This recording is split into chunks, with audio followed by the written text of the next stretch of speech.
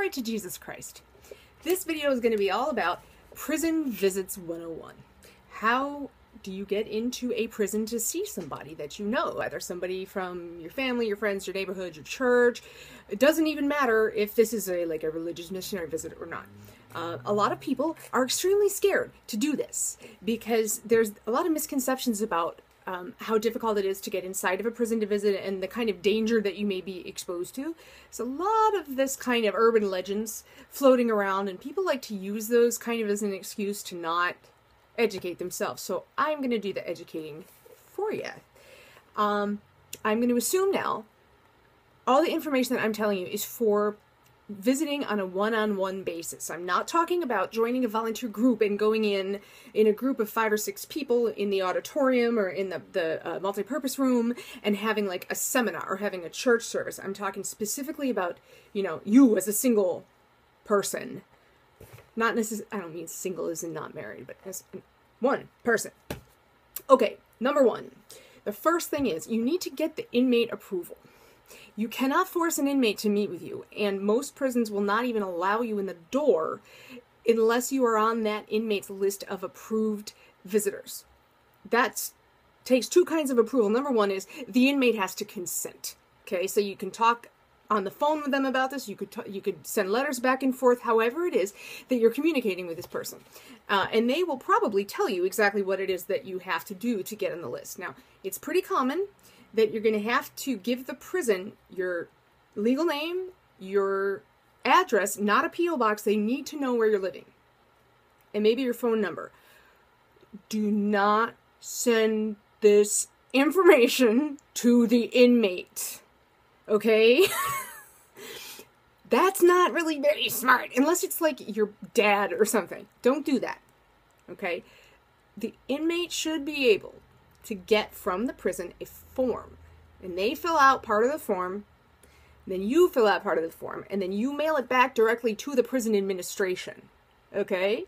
So just be smart. Don't give people your address, especially if you're female, but I mean, anyway, I wouldn't recommend it anyway. Now, in the state of Pennsylvania state prisons right now, you can only make modifications if you're an inmate, to your visitor list once a month, and that is on the 1st of the month. So that means that if it's like February 12th, you're not going to be able to even get in on that inmate's list for another couple weeks. So the prison game, it's all about hurry up and wait. So try not to get frustrated with that.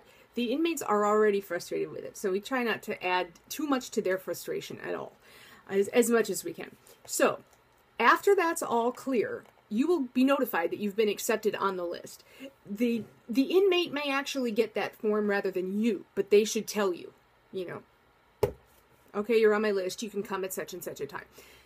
I would recommend, while you are waiting for all this paperwork to get put through, go on the prison website. If this is an American prison, I promise you they have a website and they have all of their, like the inmate handbook will be there in a PDF form, the visiting rules, the map, all of that stuff. You need that info, so print it out, because you need to know how you can go in and actually be admitted once you're in the prison, and how you cannot get charged with federal crimes such as accidentally bringing contraband into a prison. That's not a good plan.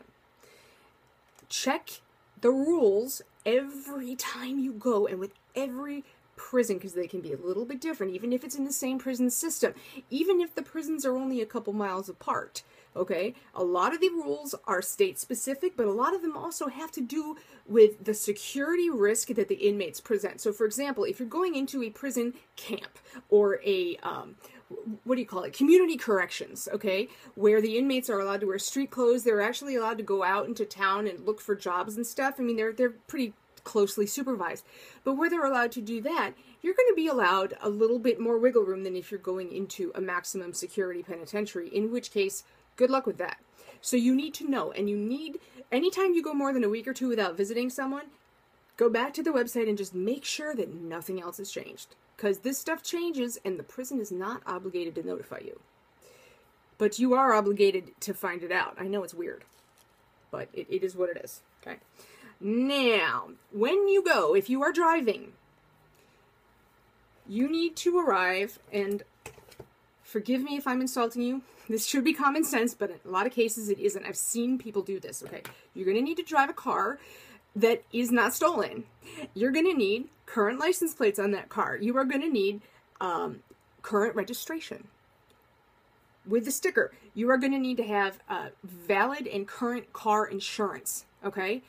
Especially if you are going in and it is, the federal prisons are kind of notorious for this. You need to give those documents before they will let you in the driveway to go find a parking spot. Okay? So don't wait to think about this until you're at the gate. A couple months ago, I was trying to visit somebody at FCI Fort Dix, which is a prison camp. It's a fairly low security federal penitentiary. And I realized when I was about like 10 minutes away from him, oh my goodness, I don't have my current car insurance policy. I had an old card and I had a current policy, but I didn't have the actual document. And so I pulled it to the guard station and I was like, listen, I'm an idiot. Can I show you the policy? Here's my iPad. Like, you can see that it's real. And he was like, no, I can't do that. Like, you actually have to have the paper. So I was frustrated, but I was frustrated with me because it was my own stupid fault. So don't be me. Don't be stupid. Have your forms up to date, which you should anyway, but you know, hey, happens to me, it'll happen to you. Be early, that's another thing, especially if you're going to be going on a weekend. Capacity in the visiting room is limited. Visiting hours are usually, visitors can stay for up to 6 hours. So that means that if you've got every Tom, Dick, and Harry that's coming from, you know, to see their parents or their spouses or their kids or whatever, it's going to be, number one, extremely difficult for you to get in to see them. For you to get an appointment. And it's going to be loud, it's going to be noisy, the guards are going to be cranky, and you do not want to deal with that. So if at all possible, you want to go during the week. And some of the prisons have a point system too, where each inmate is allotted a certain number of visiting points every month.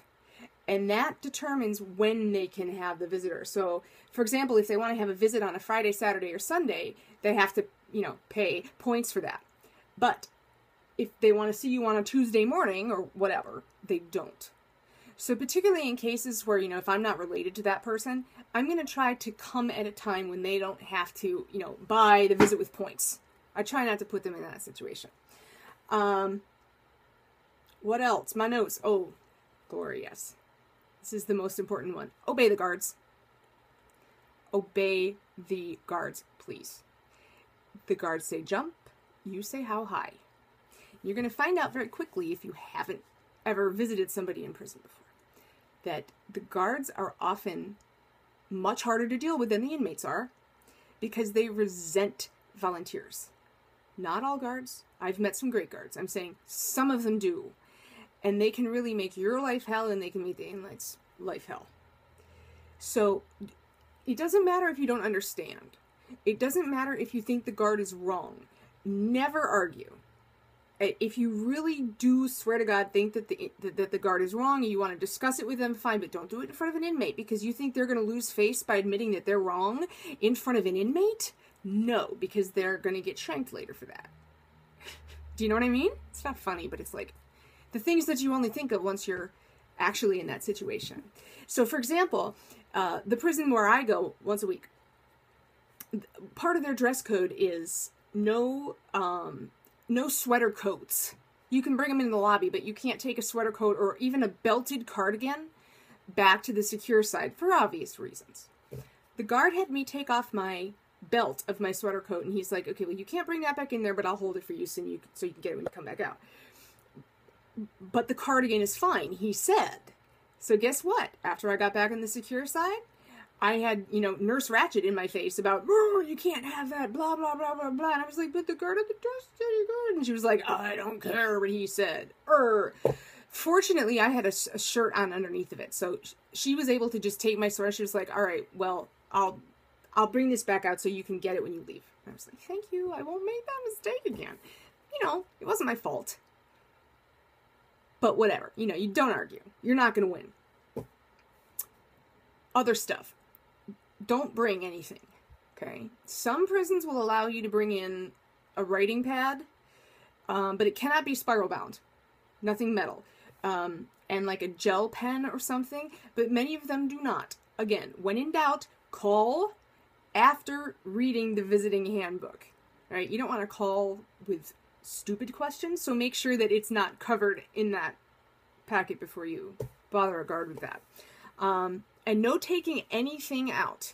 Some of these prisons have vending machines in their visiting rooms, so you are allowed to bring in like a clear Ziploc baggie with a certain number of dollars in change, and it's like $5 or something really small. But if you don't eat whatever it is that you're eating, you're not allowed to take it with you, because they're not going to let you have opaque bags of stuff going out the prison. Come on, right? That's pretty obvious. Oh, lordy, let's see. I'm at 10.5 minutes. This just became a 2-part video, so I'm going to be back in a minute. Look for part 2, okay?